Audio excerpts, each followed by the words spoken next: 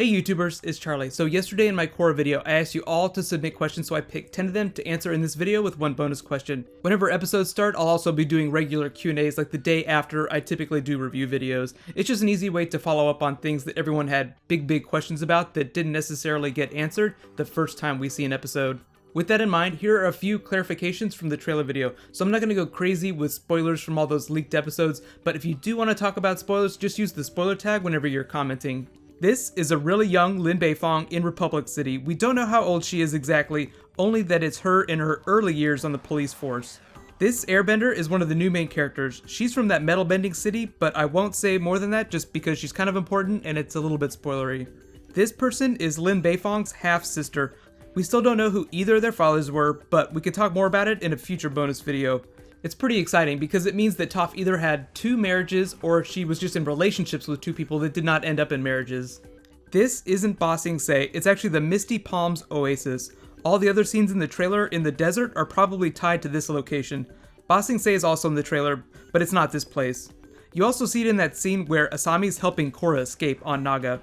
Also, there's some news on the premiere date. A lot of people are theorizing that because the second edition of the Rift comic is coming out July 16th, that Nick will just choose to bump up their release date to right around then. It's not confirmed, so we'll just have to wait and see. And Comic-Con is the week after that comes out, so they might wait till after Comic-Con. So time to answer some questions. I don't consider any of these answers to be super spoilery, but consider yourself warned if you don't want to know anything about Book 3. So here we go. Question number 1. Crystal asks, is Toph still alive, missing, or dead? So yeah, this is actually one of the biggest core questions that's still unanswered. Nothing in the leaks or anything we've heard has said that she is alive or dead definitively. The best info we have is that at one point she pulled a Zuko and just became a nomad, traveling across the world and hasn't been heard from or seen ever since. Because that's what the producer said about Zuko at the beginning of Book 1, I think we'll eventually see Toph because we eventually saw Zuko. Because we see young Lin Beifong in flashbacks, we'll at least see a middle-aged Toph like we saw in Book 1 flashbacks. I'm actually kind of wondering now if Lin Beifong was on the police force whenever that Yukon stuff was happening in all those flashbacks. Question number 2, Alice asks, how many episodes are there going to be this season? So they're going to be 13 episodes just like Book 2. Whenever Nickelodeon ordered more episodes of Korra way back, it brought the total number to 52. That includes everything from Book 1, Book 2, Book 3, and Book 4. So obviously that implies that Book 4 is going to be 13 episodes too, but we'll have to wait for confirmation on that. Nick has been dead quiet about Korra news, so it's unlikely that they're going to order more episodes after Book 4 is over. If anything with Avatar or any future series happens, it's probably going to be another spin-off series in a couple years, or like an Avatar TV movie. Question number 3, Bayard asks, why are there so many Airbenders all of a sudden? So there are actually a couple theories and a couple possible answers for this.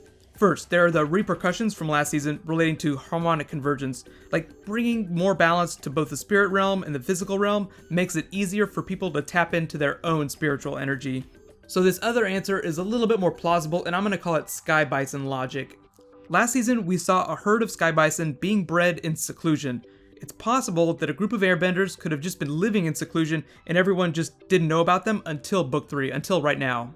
I have heard a few things from those leaked episodes that confirm some of this, but they don't provide a lot of context. So the best answer is that people are in better spiritual alignment right now, and there was a hidden group somewhere in the world. Question number 4, Action Vids asks, who is Lin Beifong's father? So still nothing about this. Nothing in the spoiled, leaked episodes has revealed who Lin Beifong's father is. It seems like most of Lin's story will focus on her relationship with her surviving family members. I'm really curious to see if they reveal who her sister's father was, but not her own father. The only reason I think they'd choose to do that would be if Lin's father became a bigger part of the plot in Book 4. Like he was a really important person and they didn't want to reveal that information too soon. I'm not going to totally flip out if they don't tell us. It would be disappointing, but I think it'll be a little bit easier to guess who her father was after we learn more about her other family members. Question number 5, Rose asks, will Zuko be helping Team Korra or just the White Lotus? So I'm choosing to think of those plots as the same thing. Like the White Lotus is going to be a different plot from the Earth Kingdom plot, but eventually, both plots do have to come together by the end of the season. So even if Zuko is off doing his own thing in the first couple of episodes, eventually he will be working with Korra. After all the Zuko dragon riding clips, I started to get a lot of Avatar Roku flashbacks to the original series, so I definitely think he'll give Korra some advice, at least at some point. I'm really hoping he teaches her how to bend blue fire. That would be amazing. Question number 6, Count Swagula says, I hope we get to see Bolin evolve from just being comic relief. So based on all the information I've seen, I think you're going to be pleasantly surprised with what they did with Bolin's character this season. He's always been a comedian, and he's always going to continue to be a comedian, but I think because we're spending a lot of time in the Earth Kingdom, he'll get a much deeper character arc. It wasn't revealed in any of those leaked episodes, but I'm really hoping that Bolin learns to Metal Bend. Mako learned to Lightning Bend from the Triple Triad, so it only makes sense that Bolin would learn his subbending style at some point. Question number 7, Milan Francis asks, could you explain what the political structure is with the President and the Fire Nation, Earth Kingdom, Air Nomads, and the Water Tribe? So think of it as like Game of Thrones in the Seven Kingdoms. In Westeros, the Andals invaded and formed the Seven Kingdoms. There were 7 different kings. Eventually, Aegon Targaryen conquered Westeros and became the One King, and all the other kings just became lords. So now think about the Fire Nation. The leader of the Fire Nation is called the Fire Lord, but before Avatar Aang formed the Republic and Republic City, the Fire Lord was more like a king. So now the leaders of all those various territories are just more like lords. And in case anyone wasn't sure, Zuko has passed the title of Fire Lord onto his daughter. She's the mother of General Iroh that we saw during Season 1. So even though the political structure has changed a little bit, the leadership is still hereditary. I think they do have a democratic election process in the Water Tribe, and the Air Nomads seem like they don't really have a set political structure. Question number 8. Azure Rocks asks, is there any connection between Combustion Girl and Azula? Because they look very similar. I'm not totally convinced that Azula is going to be in any episodes. It's like the Sokka situation in books 1 and 2. We got Katara, but she never said whether he was alive or dead. She barely referenced him at all, so don't be surprised if Zuko does the same thing. He just doesn't talk about his sister a lot. I do expect them to reference her at some point. Even though we never saw Sokka, we did see that statue of him. I am pretty sure we're not going to find any statues for Azula though, unless they're like warning signs. Question number 9, Jack asks, is Korra still cut off from her past lives?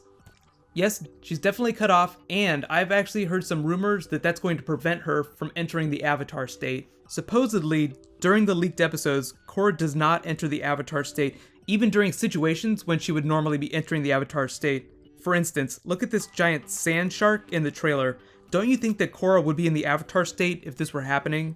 It seems like one of the big running stories in Book 3 is going to be Korra learning to either reconnect with her past lives or re-enter the Avatar state. Like, it's going to be something that's going to take all of Book 3. The producers did an interview with the Wall Street Journal after Book 2 finished where they pretty much implied Korra's past lives would not be coming back, but they didn't say flat out that that was what was happening. She did learn to energy bend at the end of Book 2, so I'm hoping that that's going to be a workaround to the problem. There was this crazy rumor I saw that said that Avatar Aang at some point used energy bending to create a new airbender, like he gave bending to someone who was not a bender using energy bending. That's something we've only seen the lion turtles do, but it's possible that an avatar could replicate that power. It's totally unconfirmed and just a rumor though. Question number 10, Barrick asks, why did they show so many fights in the trailer if the producers said that Korra's biggest battles would have nothing to do with her bending? So that's actually a really good question. The best answer I can give you is that Mike and Brian had nothing to do with making that trailer. Nickelodeon probably did it as a result of that fake trailer that was going around. Just for clarification, whenever those episodes leaked, a fan cut a trailer, made a fan version of the trailer with a bunch of spoilery stuff in it.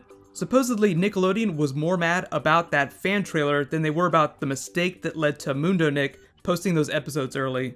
Whenever Mike and Brian were talking about Korra's development, her character development in Book 3, they were just saying that it wasn't going to be like another bending contest. Like, that wasn't going to be the ultimate battle, just seeing who was a better bender. The other possible reason for having all those fight scenes in the trailer is that the person who cut the trailer was just a random person at the studio who had no idea what the narrative of Book 3 was supposed to be. So they just saw a bunch of action scenes and thought that fans would get really excited.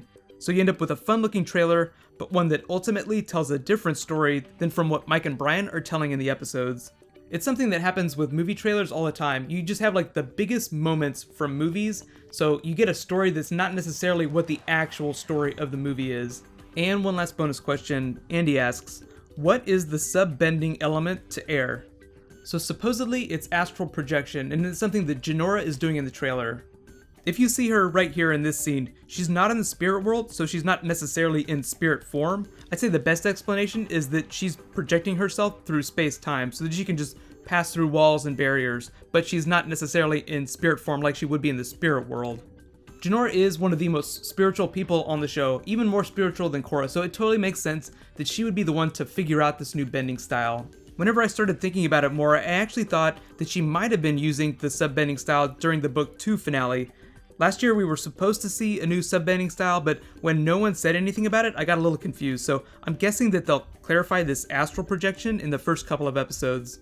So thank you so much for submitting questions. These are always a ton of fun to do. Book 3 is going to be awesome, so I am going to have so much fun making Korra bonus videos. Be sure to subscribe to get everything. My next bonus video will probably be about who Lin Beifong's father might be. So also, let me know if you want me to keep doing weekly Korra Q&As, and I'll just keep posting them. Right now, click here for my breakdown of the Korra Book 3 trailer, and click here to learn all about Legend of Zelda on Wii U that they showed off at E3. It's going to be really awesome. Thank you so much for watching. I'll see you guys tomorrow. High fives.